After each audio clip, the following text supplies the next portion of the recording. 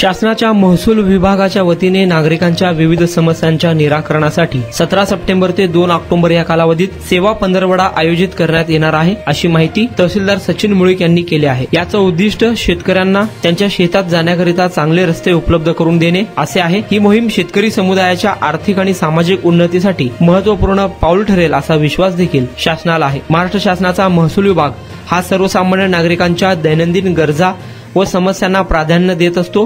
एक विशेष अभियानाचा एक प्रमुख व महत्त्वाकांक्षी टप्पा म्हणजे पाणंद रस्ते आहेत।